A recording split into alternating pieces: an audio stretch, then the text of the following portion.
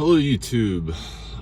This is a video for people that own a 2008 Nissan Sentra B16, but this could apply to all the years under that model name.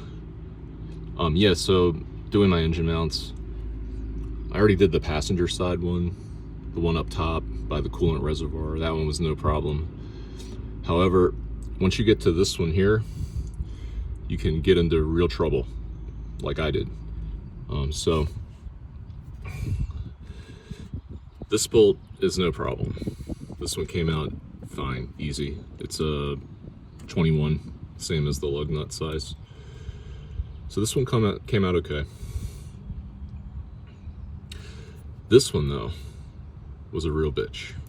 So I don't know if you can see this in here, but there's a metal sleeve that the bolts pass through, also down here, and it's connected, you know, with rubber on the outside to the engine mount.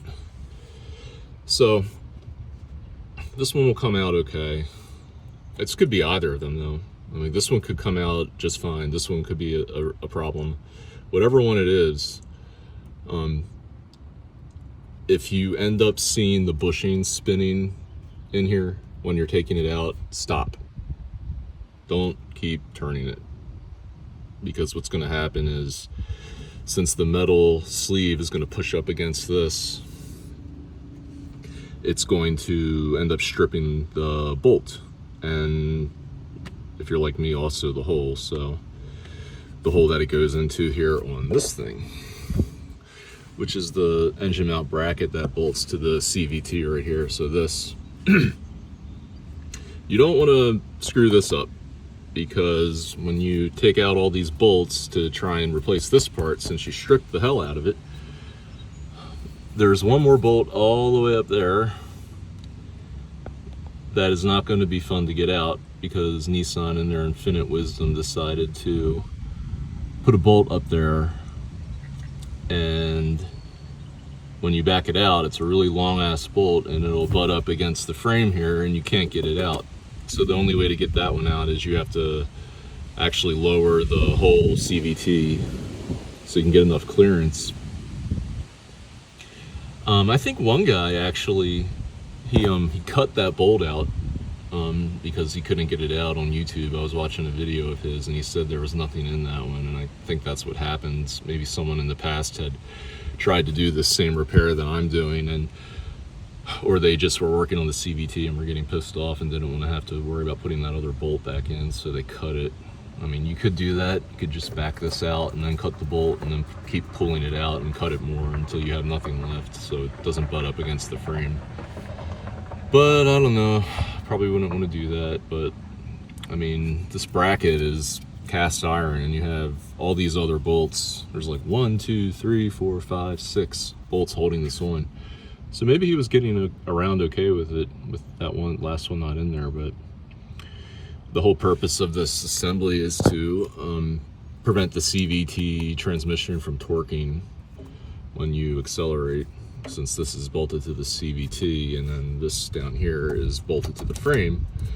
So it helps to isolate vibrations and keeps the CVT stable in the engine bay.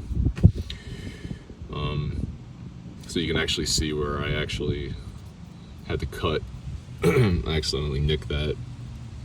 But what I had to do was first you have to slice this off with your angle grinder. And it's disgusting. There's rubber, you know, spewing everywhere. It gets hot, melts the rubber. Then once you get that, you have to go in here and, you know, don't keep turning it like I did. Just cut the bolt, cut it in pieces in here, and then you can pull this out. You have to cut it in pieces inside, and then cut it one more time flush up against this area right here. And what that's going to allow you to do is take this bolt off, and then you'll be able to turn the rest of the bolt in here out. So what I had to do, which was really fun, was I had to take all these other bolts off, because I had stripped this and this wouldn't come out, and there was the metal bushing still butting up against it, because this whole thing will come off once you cut it. You can pop it, you cut 2 slits here, pull that off, and you know, if this other bolt comes out, it's fine, and you can pull this whole rubber mount out. But then you have to deal with the bolt, which is what we're talking about. So you have to, you know, cut it in pieces, back the rest of the bolt out in here. What I had to do was I had to loosen all these bolts, get that one out too.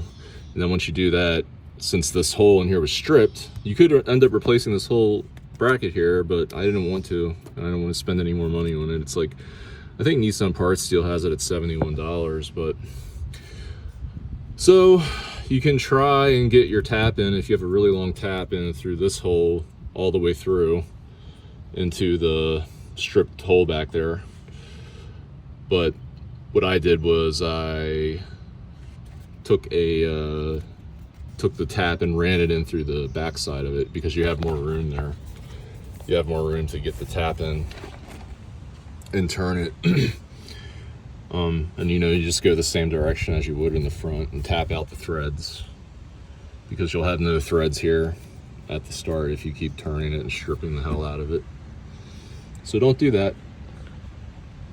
Another guy on YouTube had a problem with this one. This one was seized instead of that one, like I had.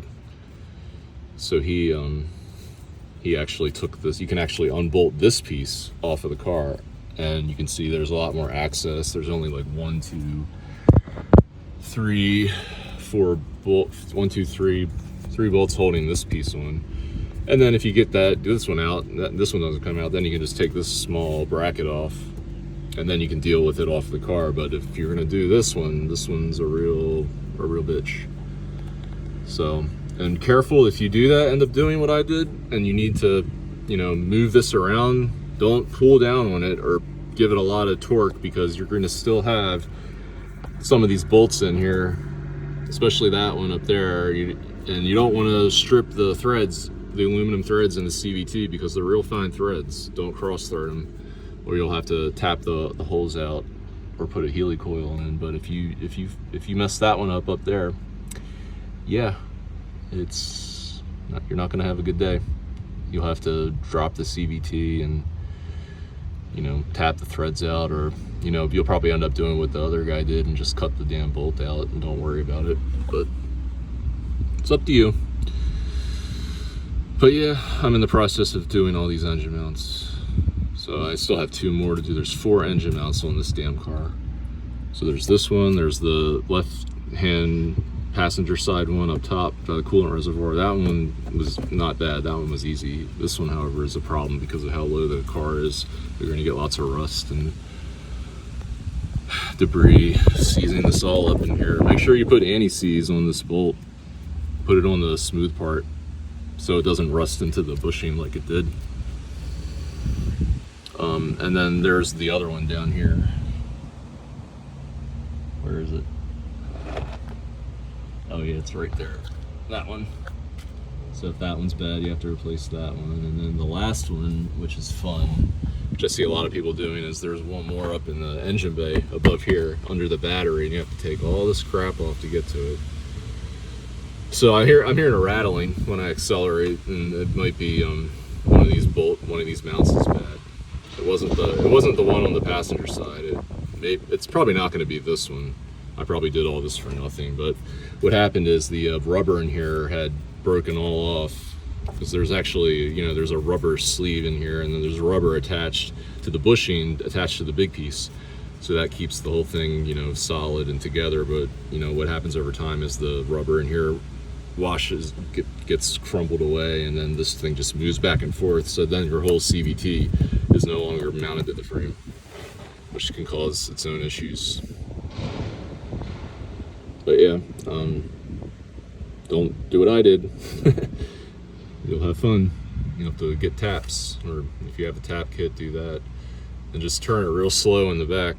You know, it's probably going to be an 8 or 9 wrench. Just keep turning it, you know, back it out a few times, turn it in again, and it'll come out. It'll do all these threads. It'll cut new threads in this piece. And then just make sure that this bolt is going in straight when you put it back in. You might have to raise the transmission a little bit with the block of wood right there to get this lined up straight. I'd probably put this one in first. You can start this one in, but make sure this one goes in smooth. this one shouldn't be a problem. But anyway, yeah, just thought I'd help out if anyone needs advice on doing this one, because you might run into the same thing I did, especially if you have salt on the roads in the wintertime. But yeah, peace.